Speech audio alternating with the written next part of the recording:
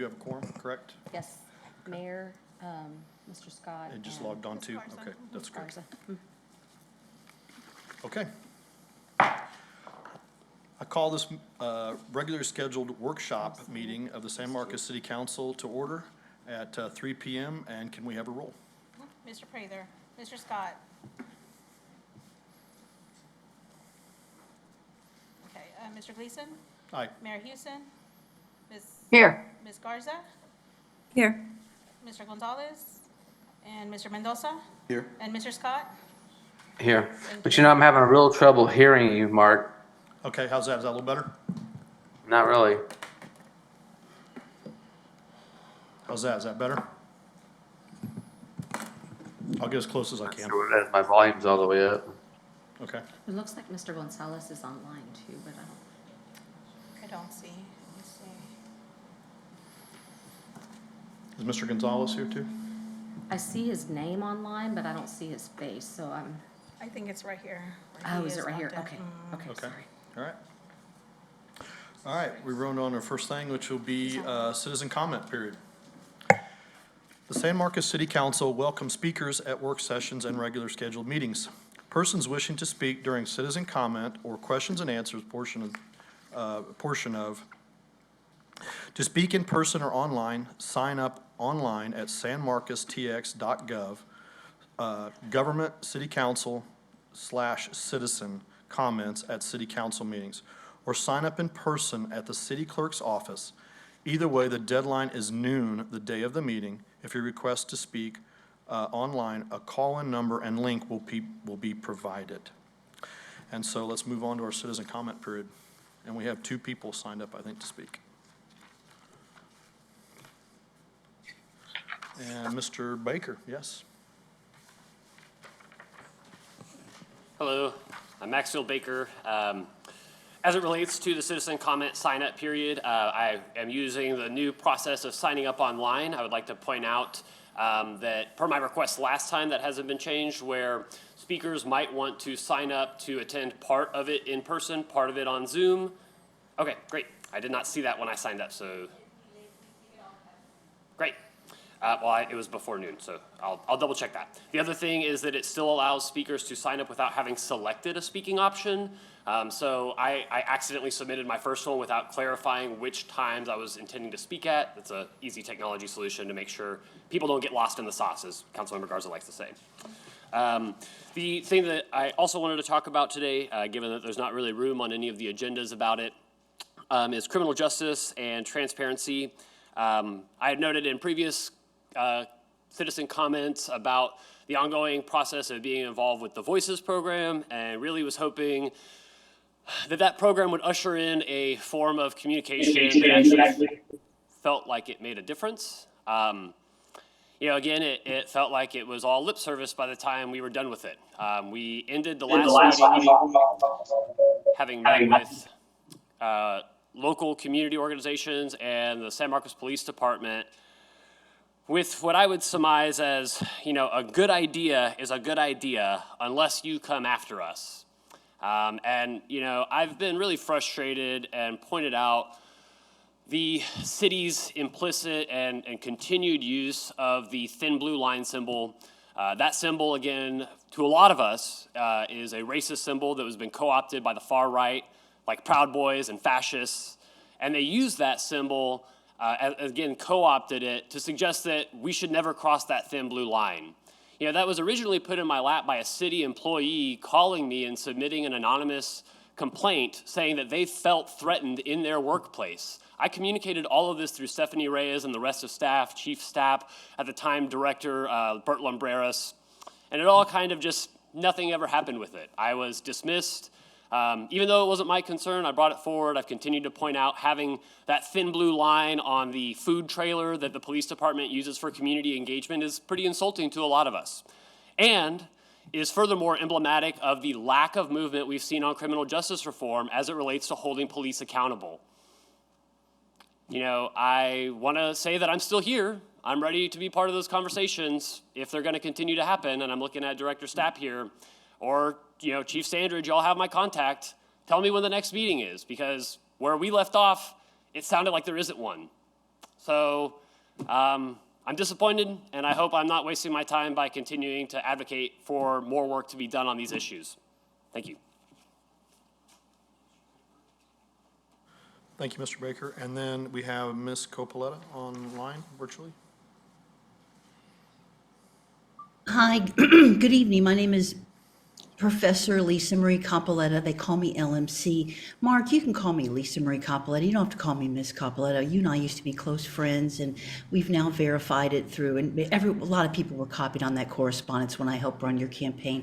So I would just appreciate Jane, who's in the Democratic Party, and they affirm pronouns, and Mark, and some of you, a lot of you, I worked on your campaigns. You can just call me Lisa Marie Copoletta or LMC. I give you complete permission.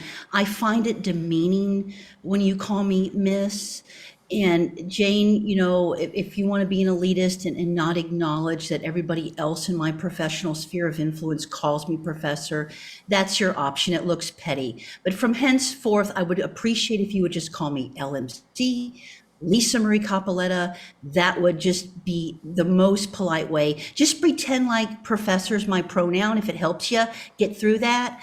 The camera angle on these recordings is problematic because it just shows the timer, and that is what is featured versus the dais and the speaker. And I'm not sure why it's rocket science for city staff to fix it. Regarding agenda item number 1, San Marcos made worldwide news on the #1 watch TV show in the nation when it appeared on Tucker Carlson of objectionable behavior of pretty much naked male adults on TV. We need to have standards in these contracts. I asked city staff about this.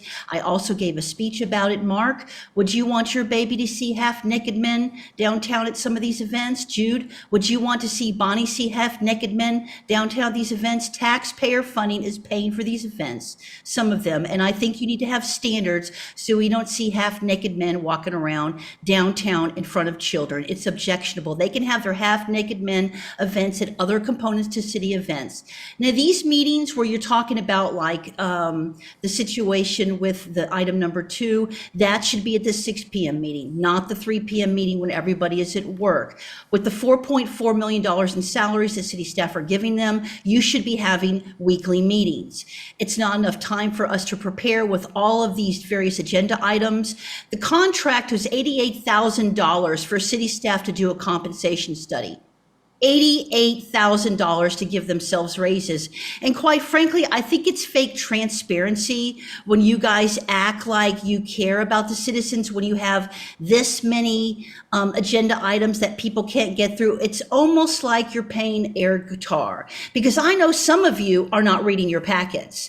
And it's almost like you're Milli Vanilli or you're playing school. Remember, girl, you know it's true. Right? And that's what you guys are doing when you shove packets like the ones that you have down our throat and expect citizens to navigate all that in one meeting. You're not transparent, it's not equitable, and you're basically playing air guitar like your elected officials. Thank you for your time, and God bless San Marcos.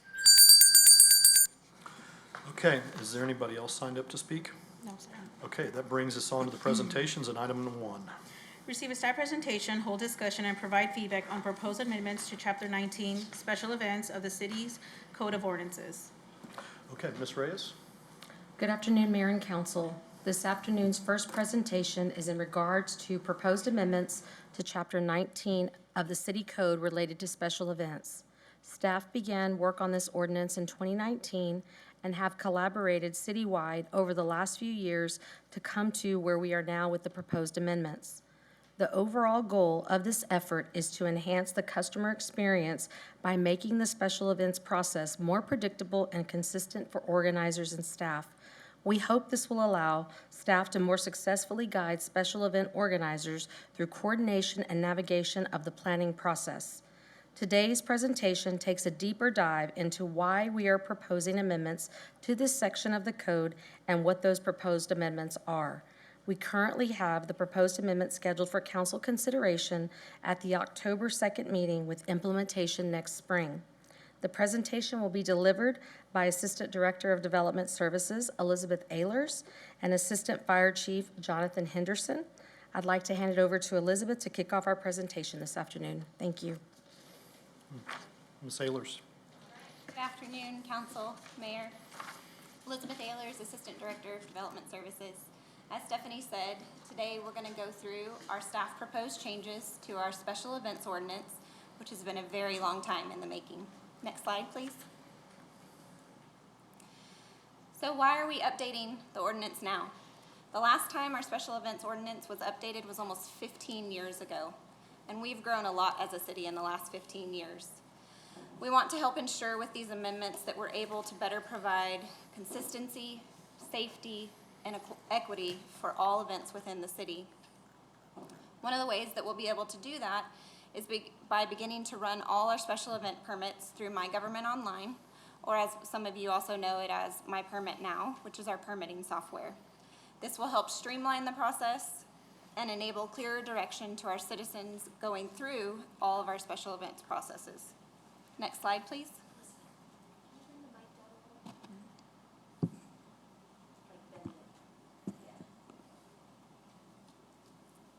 All right, so let's talk a little bit about how we've gotten to this point. So this process began back in 2019. Staff made significant progress on updating the ordinance and our processes at that time, but then the pandemic hit and everything kind of was put on hold.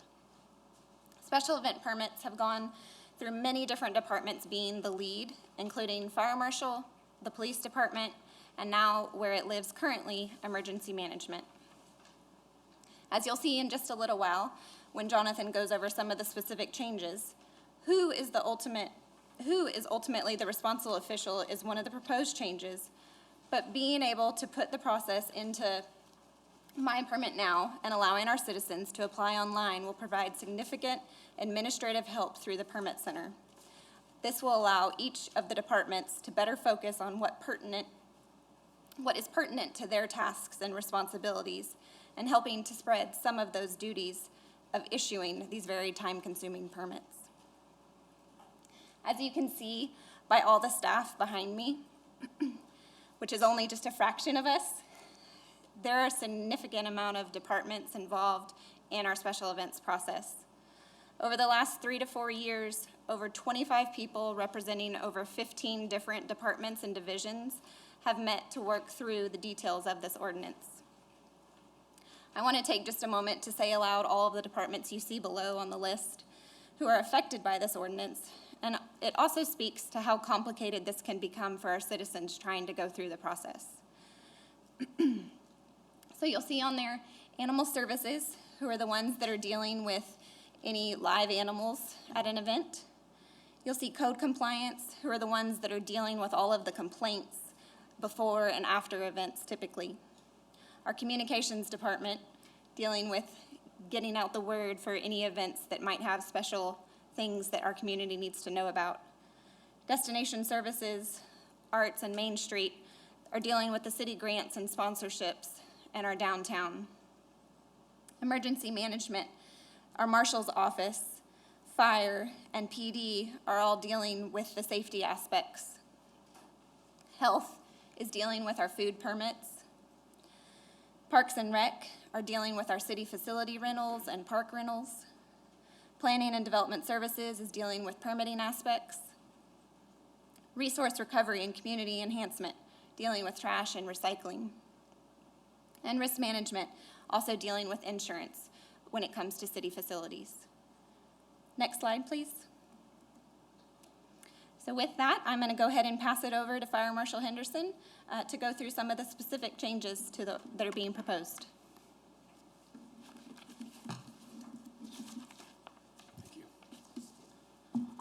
Good afternoon, Mayor, Council. Jonathan Henderson with the San Marcos Fire Department, Fire Marshal for the City of San Marcos.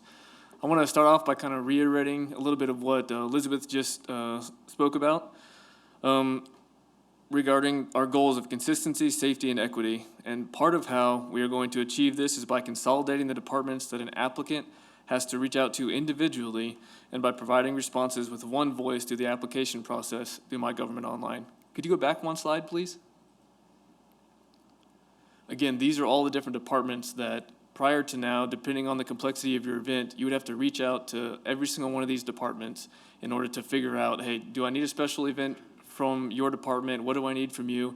And then all of that was kind of put into a giant smorgasbord of emails across departments that a lot of stuff just got lost. The customer experience was lost, as well as just the time that staff spent on it. It just took a lot of staff time and was fairly disorganized. So again, that was kind of some of the impetus for us working on these changes. Can you go forward a slide, please? Let's see. All right, so the notable changes. We started off with what do we want to define as a special event. We changed the definition as far as the number of people from 100 to 500. And this is loosely based off of the 2021 International Fire Code, Section 403, where 500 people is one of the first benchmarks where you start to require crowd managers. So that's what we wanted to base that off of. But then we are going to require special events if there's more than 250 people and alcohol is being sold at the event. Or if a road is closed, and that's also going to trigger a special event permit unless it's for construction-related reasons. The responsible official has been moved from the police chief to the fire code official, which is the fire marshal for the city of San Marcos. And this brings it more in line with how we are already doing business, just making sure the ordinance kind of lines up with how we're doing things currently. Next slide, please. This first point is a pretty big one. We're asking for 60 days versus the current 20 as to when they need to apply for their permit. 60 days sounds like a lot, but we're spending this kind of time going back and forth with the customers. Now, I do think that we're going to streamline the process, but it does still take time to make sure that we have enough time for back and forth between the applicant and the city to ensure that we can provide for that adequate level of safety. We're asking for additional information on the application to include email addresses, site plans, emergency action plans, and since we're consolidating our permits into one, then the permit is going to include more from each department. Not all of which is going to be applicable for every special event permit they apply for, but we are going to request that information. We've removed the city manager's authority to waive the requirement for insurance, as well as we've also removed the bond requirement, and this was in coordination with risk management, that we felt like the insurance requirements covered us on the bond. The next step that we're going to have is a permit determination form. This is similar to how we determine if a permit is required with new construction, and that's, do I need a permit? That's a very common question. And so we want to start off with this process to determine, do we need a special event permit based on what you're having? We're asking the applicant to define that process, where before that was handled by maybe an email, maybe a phone call. We're asking them to put that in writing so that we are all on the same page and communicate across departments. Next slide, please. We've removed several exemptions for when a special event permit is needed. One of the biggest ones is that if the city's involved, we still think we need to have a permit. I think we probably have the greatest responsibility to show that we know how to do this process well and provide for the safety of our citizens. So this includes city events in city parks, events sponsored by the city, as well as parades. Dependent upon the location, number of people attending, most of the following will not need a special event permit. School events on school-owned property, events held by a religious organization on their own premise, and private events not open to the public. Next slide, please. So we are recommending proceeding with the ordinance amendments as presented for the first reading in October, adopting the ordinance, and we've already started work on communicating with stakeholders. We have been in contact with Sights and Sounds, Mermaid Parade, as well as I've reached out to the promoters for Juneteenth as well. I haven't heard back yet, but we're reaching out to all these entities and working very closely with them, so they're aware of the changes coming to this process. And then a fee schedule will likely be coming in spring of 2024. Is there any questions? Go ahead. You said special organizations like a church or nonprofit organizations, I guess, do not need that permit. Let's say that they're going to have a big old tent out there, and how do we make sure that's going to be fire rated in case something does happen if they don't require a permit? That's a great question. Obtaining a special event is kind of where you're able to put all of the different parts of what you need into the special event permit. So for instance, Sights and Sounds is a good example. They have food permits, they have temporary structure permits, they have tent permits, and then they're using the city parks.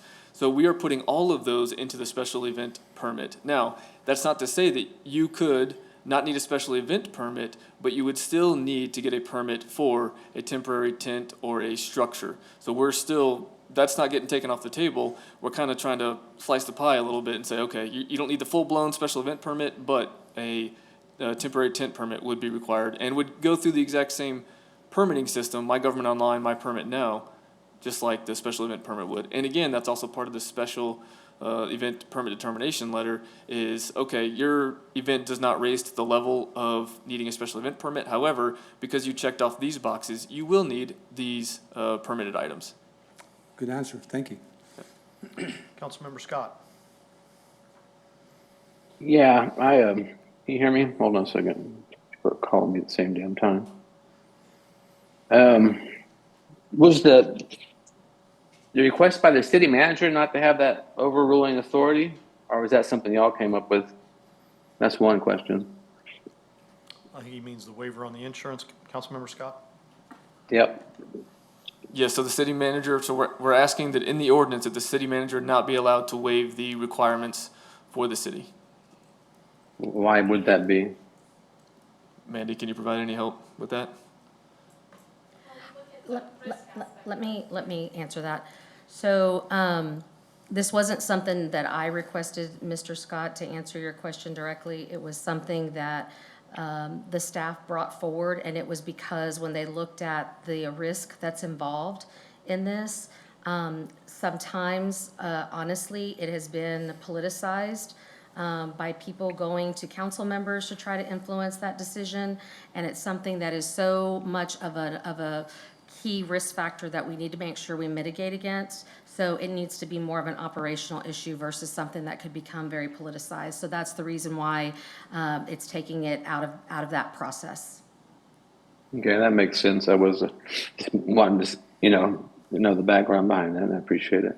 One thing that we have in our ordinance that was put in 2010 or 12 is independent filmmakers, i.e. people like me, that if it's under $50,000, you're not required a permit on a production.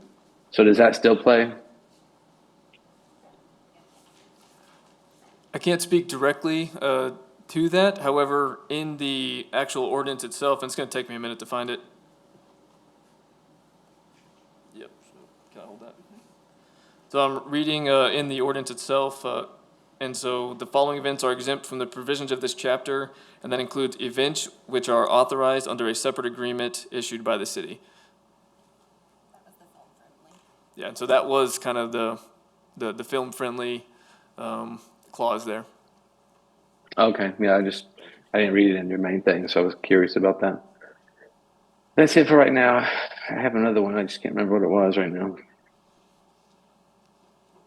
Okay, colleagues, anybody else have any questions, comments, concerns?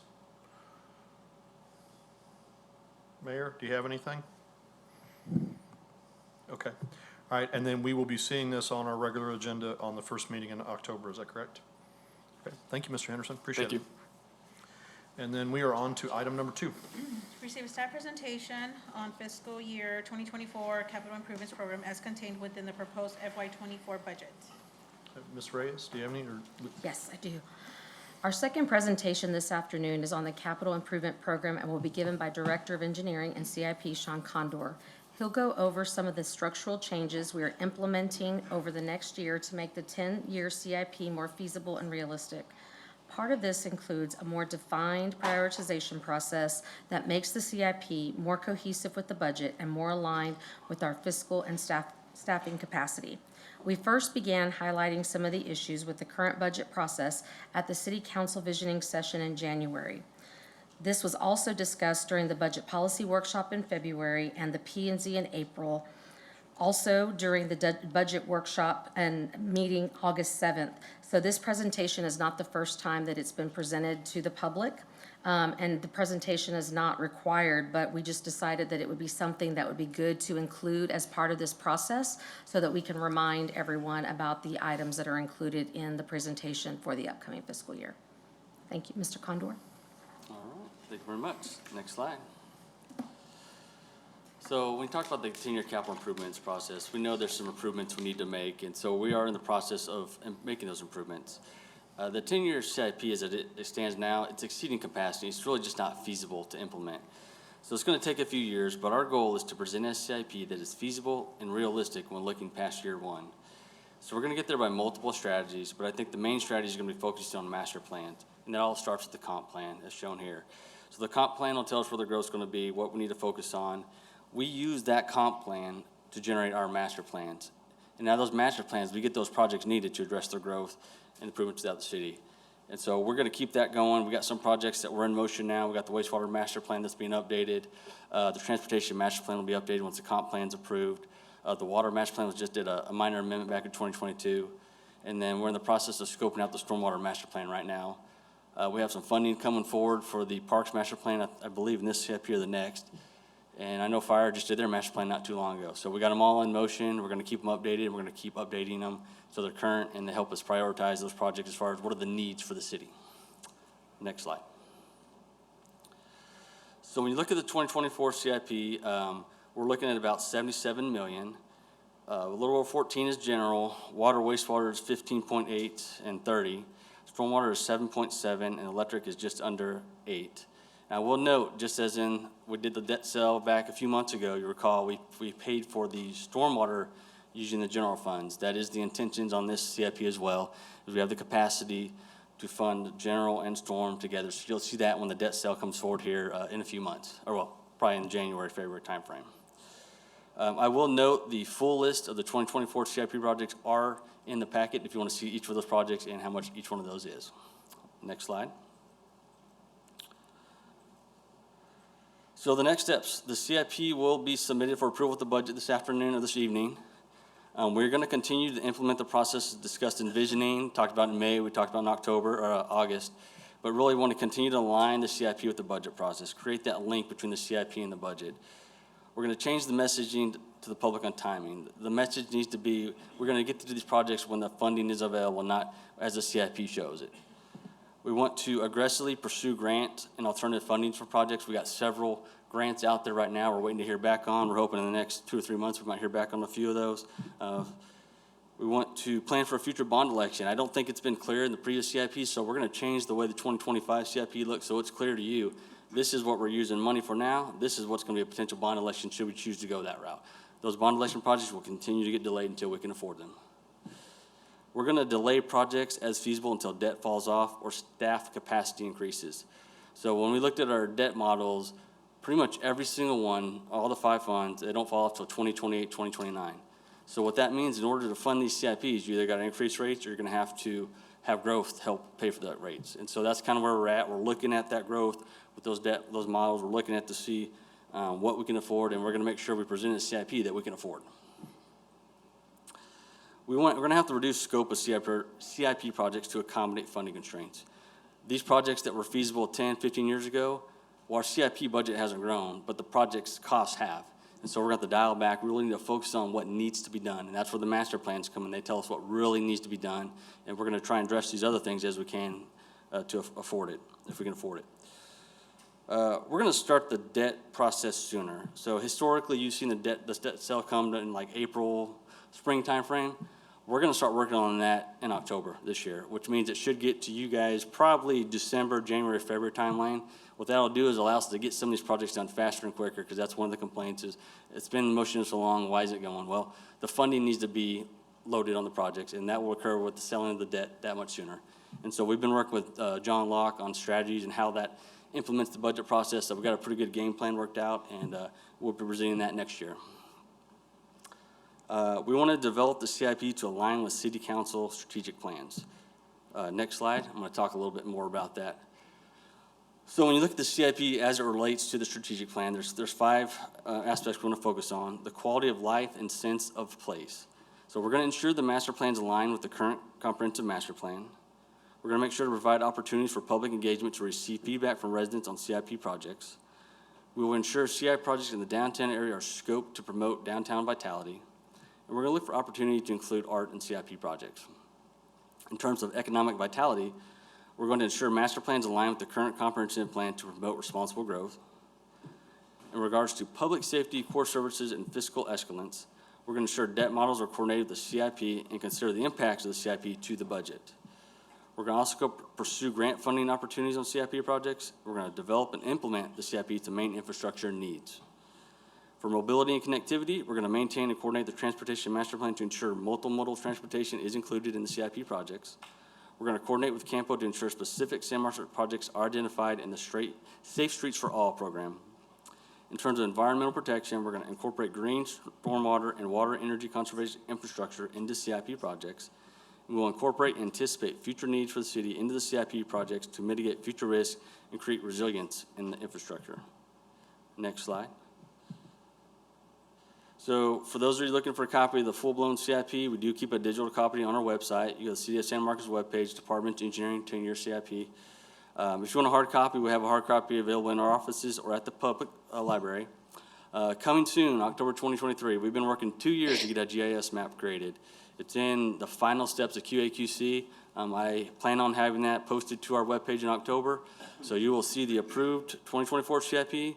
And then when we talk about the 2025, we're going to present the proposed CIP. We'll also have a digital version as well for folks to easily navigate where those projects are and if they're in their neighborhood, when they get funded, all that good stuff. So that is coming soon. So with that, I'm going to stop and open up for questions. Okay, Councilmember Scott has his hand up. Good. Man, I tell you what, you knocked that out of the park. That was an incredible presentation, and every single question that I even had in my mind, you answered ahead of time. I applaud you on that. Thank you. Appreciate it. Mayor Houston. I too like this plan a lot. I know that we used to have things that were on the CIP, and I remember a former employee would tell people, oh yeah, that's on the CIP, no problem. And the person that, the citizen who was asking about it would go, great. And I'm thinking, yeah, that's not funded. I don't know when that's gonna happen. So anyway, this is a whole lot better. I'm really happy to hear that you're looking at grants as much as possible. But I have one question. Sure. Sometimes people have, there's something comes up and it's not feasible today, but it's a good idea and we might want to just keep it on. You can call it the wish list.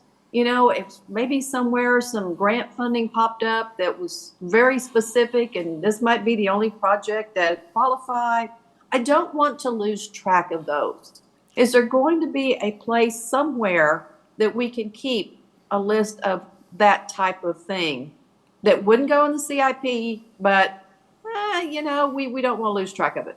Yes, we're going to have what we call a waiting list. It won't be presented at the CIP, but what we're going to do when we evaluate all these projects, if they don't make the cut, we're going to put them on the waiting list and reevaluate them every year.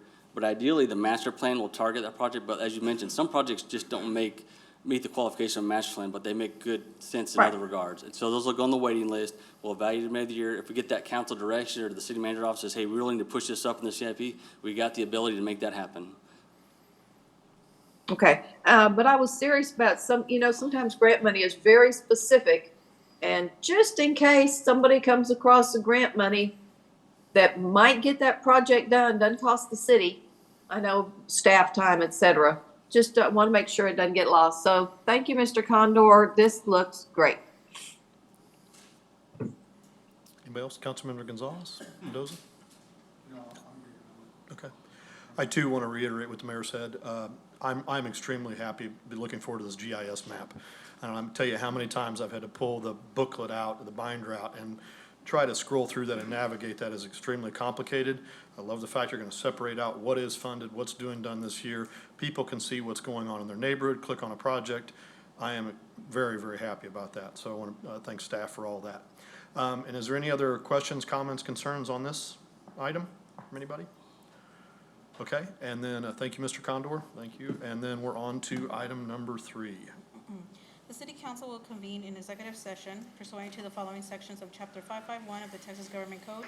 A, Section 551.071, consultation with attorney, Section 551.072, real property, and Section 551.087, economic development, to discuss Project Condor and associated issues related to possible development project at the San Marcos Regional Airport. B, Section 551.074, personnel matters, to discuss performance goals for the city attorney. I'll be seeking a motion to go into executive session. So moved. And let's have a roll call. It was Mr. Gonzalez and was that Mr. Scott? Mr. Scott. All right, Mr. Scott. Aye. Mayor Houston. Aye. Thank you. Ms. Garza. Aye. Mr. Gleason. Aye. Mr. Gonzalez. And Mr. Mendoza. Aye. Mr. Prather. The motion passes 6-0 with 1 absent. Okay, and we are adjourned to executive session.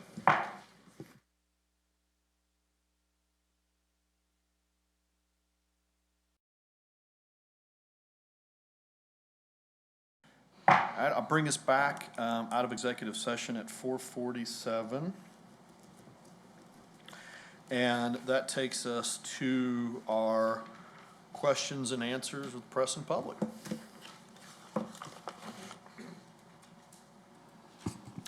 Hi there, Maxfield Baker again. I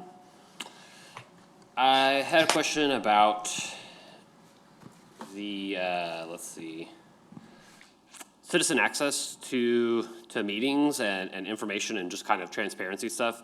I was curious, I noticed that there's an agenda or a packet out there for the 6 p.m. meeting, but there's not one out there for the work session. So I'm curious if that's action that needs to be taken by council or staff to have a work session agenda out there. Also, just realistically, thumbing through that is pretty laborious and really doesn't serve the purpose in a digital age that a computer could. So I'm wondering if any council members would be willing to push for some sort of digital terminal that people could use to access the packet more readily. Have specific logins and stuff so that nobody can tamper with it, but really easy access to Control F, look up the agenda, see the maps. Right now the maps are printed across like 4 pages. It's pretty unintelligible. So just think that would be really great. Also, as another question here for the CIP, when I was on the sustainability committee, Lori Moyer had mentioned a framework using kind of sustainability and equity, looking at how, I think it was like NATO or some large scale organization kind of looks at development of projects. And this kind of goes in line with my request of having like an equity-based budget, sort of starting with the CIP as a function, as a means to sort of narrow that down and look at what is most tangible and necessary for the community. And then I had a lot of comments, kind of more related to later agenda stuff, but yeah, I'll just leave those there. So I can answer, as far as the agenda, so the library does have terminals available, so people can go to the library to access the agenda packet online from our website. So that's an option. The other thing is in regard to the CIP, and I was smiling because that's actually the conversation that we just had as staff. And so we were talking about the fact that with Mr. Condor, as we were looking at process for next year, and he's Gantt charted it out, in terms of like timeline and how he wants to really have his process. So he also will be presenting to the Neighborhood Commission. We're going to make sure that that gets a lot more publicized, that there's links that are put on the agenda, because a lot of that stuff hasn't been formalized. And so we're working with Ms. Trevino and Ms. Surley to try to get a process to be sure that all of our liaisons are really working on, if the meetings are recorded, to go ahead and get those online.